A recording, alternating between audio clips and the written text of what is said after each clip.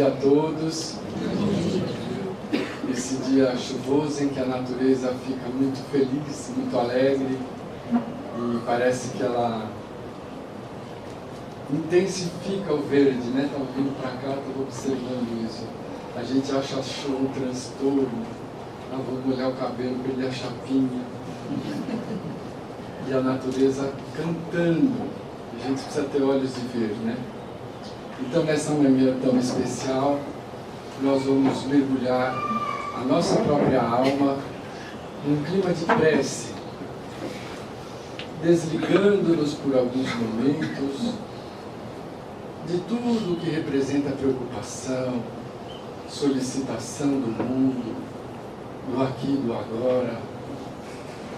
Vamos sentindo até os nossos ombros ficarem mais leves, porque nós vamos focar o nosso coração, que vai se projetar na direção de Jesus, o nosso divino amigo, com Ele trocando um abraço muito fraterno, demorado, sentindo revigorar o nosso ânimo e nos lembrar que somos filhos de Deus, espíritos imortais, exercendo o nosso direito de buscar a companhia espiritual de Jesus.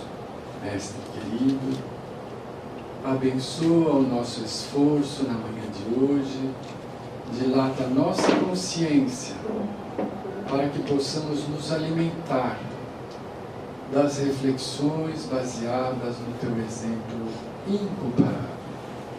Sê conosco e permita-nos, sob o Teu amparo, iniciarmos as nossas reflexões,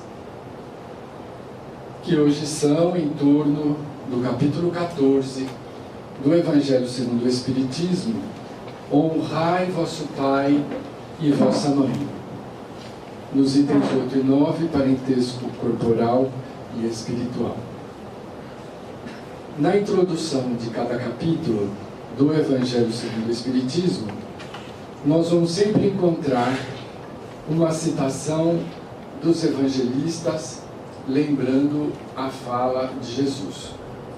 Aqui nós vamos ter, especialmente, a fala de Jesus anotada por Lucas, mas nós vamos encontrar muito semelhante em Marcos e Mateus.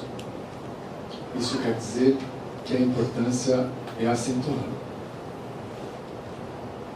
E um certo líder perguntou-lhe, dizendo: bom mestre, que hei de fazer para herdar a vida eterna? Jesus disse-lhe: por que me chamais bom? Ninguém é bom senão um, que é Deus.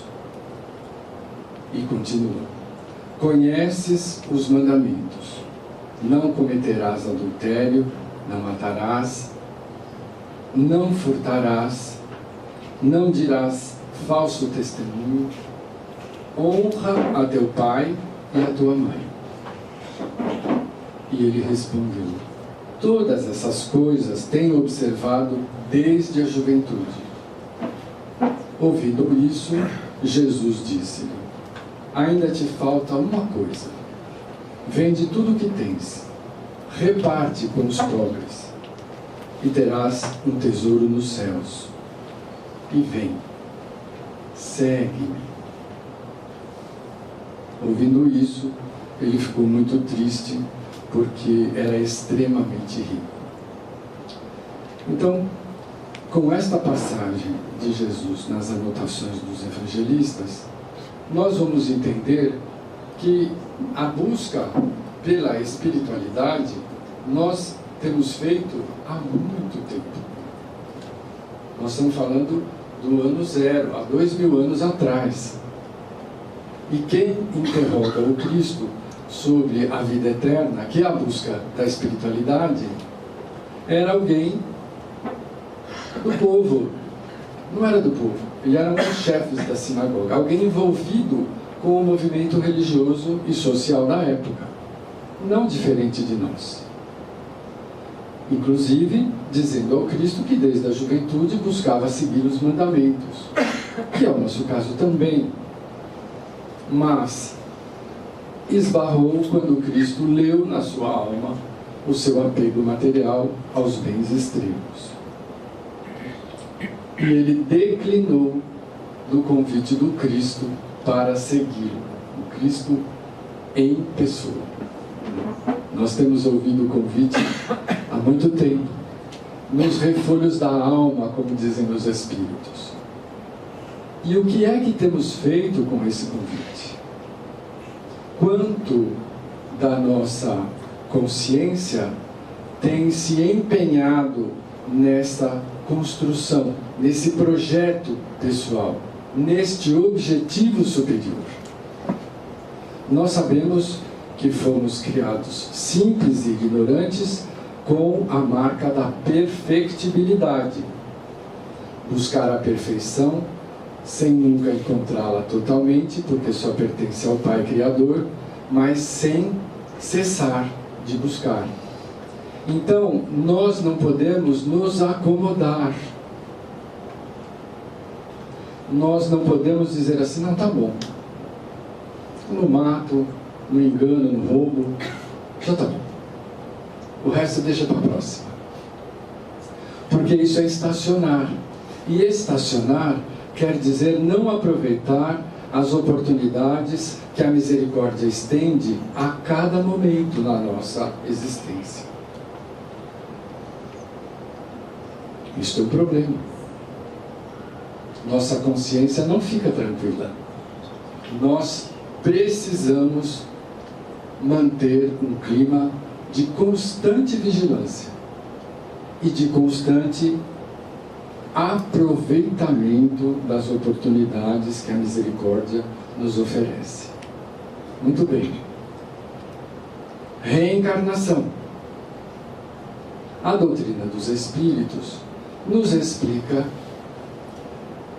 que para buscarmos da simplicidade total do início da criação do Pai até a perfectibilidade máxima, nós temos para nos auxiliar o princípio da reencarnação.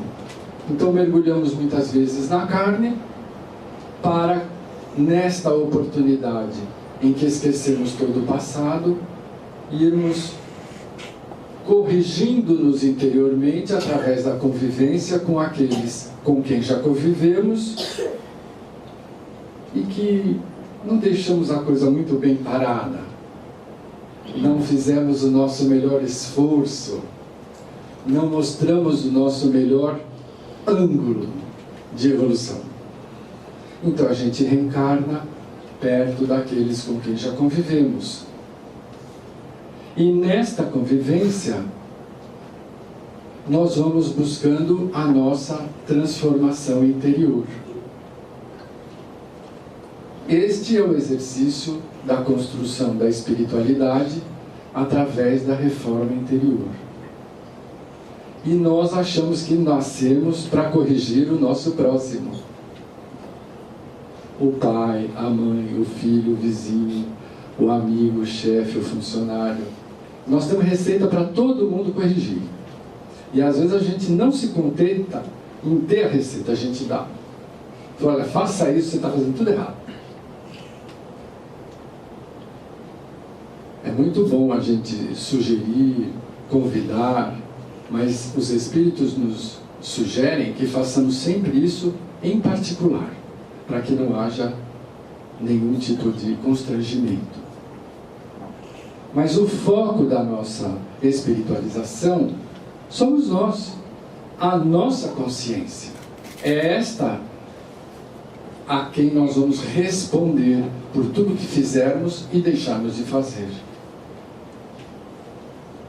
Então, nesta relação, entra o 5º mandamento, que lá há 2000 anos sugeria Moisés: honra teu pai e tua mãe. Em linguagem mais contemporânea e conteúdo mais evoluído, isso quer dizer, aproveita as relações horizontais com as quais você está tendo nessa experiência reencarnatória e faz o teu melhor. Honrar quer dizer atender, servir, fazer o seu melhor. Ah, mas o pai, a mãe não foram legais comigo. E aí vem a afirmativa. Isto é problema para a consciência deles. Ah, mas me afeta. E eu fico muito mal. Então nós vamos entender que é exatamente este afetar que está na nossa seara. Nós podemos nos deixar afetar ou nos transformar com o convite do desequilíbrio do outro, respondendo com o fortalecimento da nossa construção interior, nossa autoestima, nosso autoconhecimento, nossa conquista de virtude, nossa disciplina das nossas emoções, para não retribuirmos o desequilíbrio que vem com o nosso próprio. Retribua o mal que te fizerem com todo o bem possível. Princípio do Cristo. É um desafio conviver com os próximos que desequilibram, nos acusam, nos preterem, nos humilham, nos abandonam, ou nos acolhem, nos fortalecem. Nós vivemos experiências diferentes. E não é a única reencarnação. Se hoje temos uma família difícil, parentes complicados, com os quais nós não nos sentimos muito afinizados, vamos lembrar que nós nunca estamos sozinhos e abandonados. Que isso é entrar pelo labirinto da autopiedade. A Nora Ney que cantava: ninguém me ama, ninguém me quer, ninguém me chama de meu amor. Na época fazia um sucesso fazer drama, mas hoje não. A dificuldade é um convite para a nossa transformação interior. Então, se nós não temos a família que nós gostaríamos de ter, isto é uma oportunidade que a misericórdia nos oferece para nós nos reinventarmos e aprendermos a valorizar as relações saudáveis. Talvez porque não tenhamos sido muito saudáveis nas vidas anteriores. Talvez seja uma oportunidade de demonstrarmos para alguém frágil e desequilibrado que nós podemos manter equilíbrio e sobreviver com a nossa ligação com o Pai da vida, que deve ser mais valorizada e construída do que a expectativa de aceitação, de aplauso daqueles que amamos. Nem sempre nós temos isso. E quando não tem, o que nós vamos fazer? Nos atirar no chão, chorar. Nós até podemos chorar, mas um pouquinho só. Porque temos que nos levantar e nos construir. Porque senão não seria justo. Eu, para ser feliz, preciso de todo mundo me abanando, me aplaudindo. Tá, legal. Mas e se não fizerem isso? Aí eu não sou nunca feliz? Não. Nós precisamos construir a nossa certeza, a nossa harmonia interior, o nosso cenário interior de confiança, de fé raciocinada, buscando entender os mecanismos da lei de Deus, estudando, no nosso caso, a doutrina dos Espíritos. Os outros cristãos vão se dedicar ao Evangelho do Cristo, porque a nossa doutrina se baseia nele. Mas tem explicações que facilitam a nossa visão. E nós precisamos buscar, para, entendendo, fazer frente à dificuldade que vivemos hoje. Ou para retribuir todo o carinho e suporte que temos da família. Há de tudo. E com isso, nós estaremos investindo no nosso crescimento interior, para aquela família harmonizada, que apoia, que ampara, que acolhe, que vibra e torce junto. Nós também podemos retribuir honrando pai, mãe e família em geral, ou aqueles que se fizeram pai e mãe, os tutores, né? O valor superior daqueles que criam um filho que não gestaram. Acredito pessoalmente que há muito mais renúncia, dedicação e verdadeiro amor do que você criar um filho biológico. Ou aquele pai ou mãe biológica que abandona o seu filho.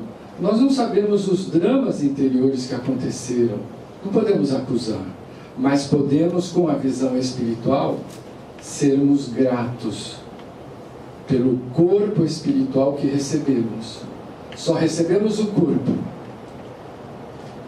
Os biológicos pais não estavam presentes.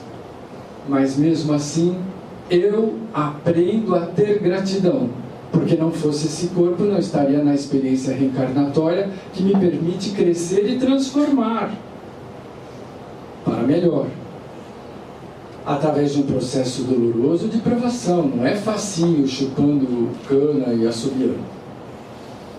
É difícil, mas é importante e necessário, porque quando conseguirmos fazer isso, estaremos dilatando as nossas capacidades de espírito imortal. E o Pai convida todos nós para sermos agentes da vida, a vida que Ele nos deu, sendo úteis na medida da nossa evolução, onde quer que estejamos.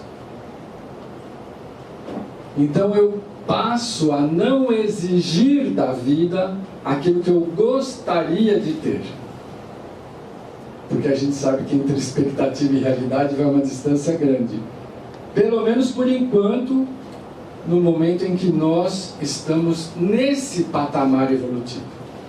Quando formos espíritos puros, e todos nós o seremos, já não tem mais essa diferença. Mas por enquanto tem. E tem muito trabalho a fazer dentro de nós. Então não julgue, não acuse, faz o teu melhor. Melhora a tua relação com Deus. Tira desta relação o apoio e o respaldo que te falta na relação carnal, familiar. Mas sem esquecer que se os vínculos consanguíneos são frágeis e oscilam tanto quanto nós dentro do patamar de evolução em que estamos, a família espiritual à qual pertencemos, e todos nós temos uma família espiritual, são a reunião ou a soma dos espíritos que têm afinidades conosco e que se transformaram em nossos afins. Família espiritual não tem ninguém sem, todos temos. E será que essa família fica indiferente ao momento de provação, de dificuldades que eu estou vivendo? Não, nunca. E como é que eles vão me dar um abraço? Porque às vezes nós só precisamos disso.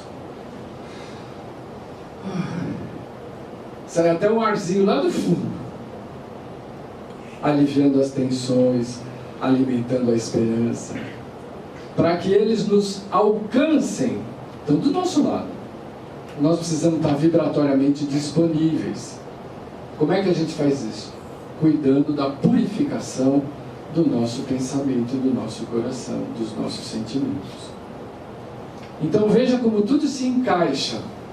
Nós fazemos parte de comunidades espirituais de amor, mergulhamos na carne por períodos curtos de 100 anos, convivendo com aqueles com os quais precisamos desenvolver trabalho, seja da tolerância, da paciência, sem esperar o trabalho conjunto.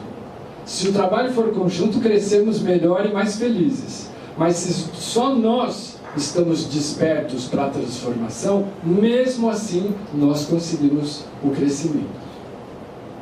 E quando a adversidade física nos alcança, vamos manter a serenidade interior para que a nossa família espiritual nos fortaleça.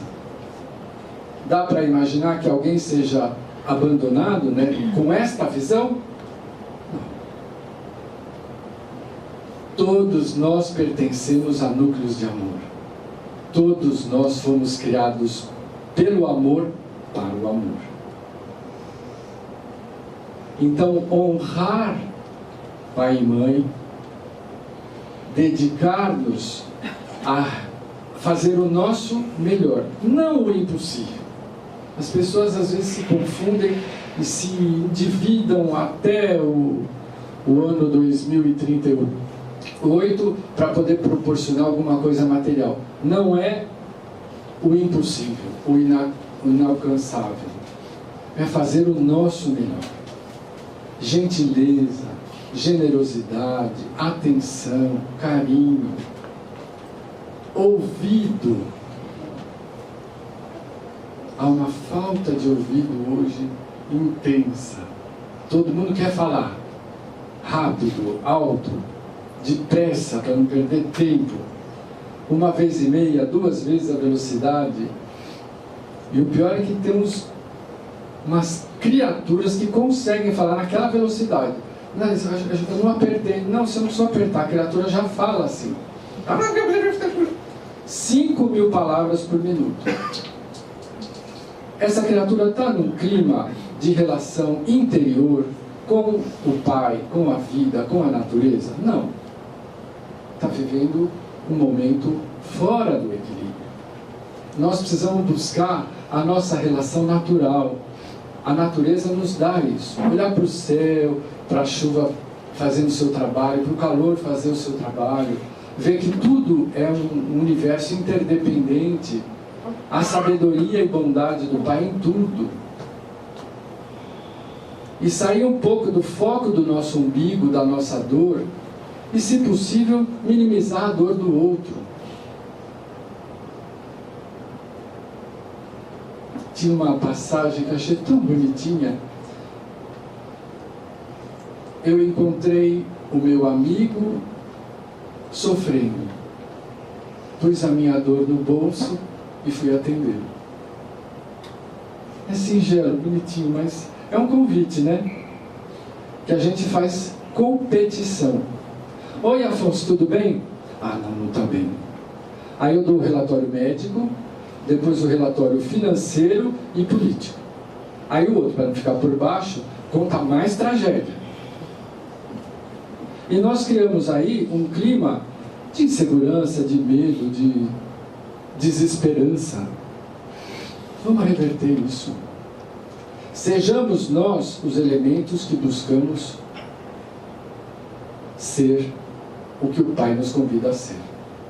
Elementos ativos em busca da construção do equilíbrio, do amor, da beleza, da fraternidade, da paz e de todos os sentimentos cristãos que o Mestre nos exemplificou. Retribuindo aos nossos familiares, não só pai e mãe, a todos os nossos familiares, amigos, combatendo a autopiedade, a mágoa, o rancor, o ódio, o esfriamento, e nos manter sempre dispostos a retomar, confiando no Pai, sem perder a dimensão do perigo, porque a gente sabe que tem algumas pessoas que não nos querem bem, familiares, pais, mães. Então a distância saudável precisa ser observada, mas não nos impede de não nutrir no coração mágoa, rancor, mas de entender que o outro está num momento de evolução de desequilíbrio. Vou orar por ele e orar por mim para que eu não reaja na mesma sintonia.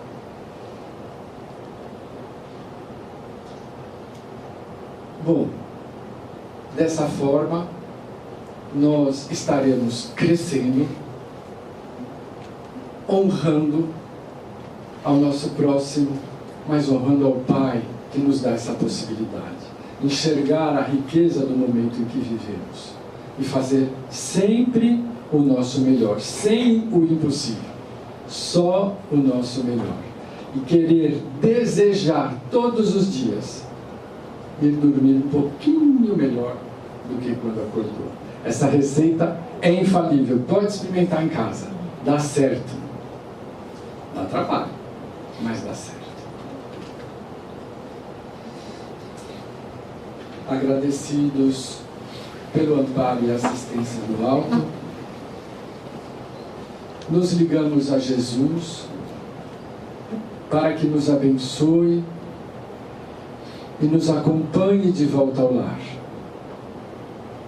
Mas rogamos à veneranda alma Maria de Nazaré, que adotou-nos como filhos do seu coração, para que nesta condição de mãe espiritual derrame sobre todos os corações aqui presentes no nosso lar, ligados ao nosso coração, que nos tem preocupado, que nos tem tirado o sossego, o sono, que do coração generoso e amoroso de Maria de Nazaré, recursos de intensa luz possam cair e despertar as consciências para a lucidez espiritual do crescimento com Jesus, seu Filho amado, nosso Mestre. Vamos agora passar para outra sala, onde teremos a aplicação do passe e de retorno ao lar, que possamos voltar encharcados de esperança, de projetos, de transformação interior e fazer, a partir de hoje, o nosso melhor com Jesus, sob o amparo da generosa Maria de Nazaré. Graças a Deus.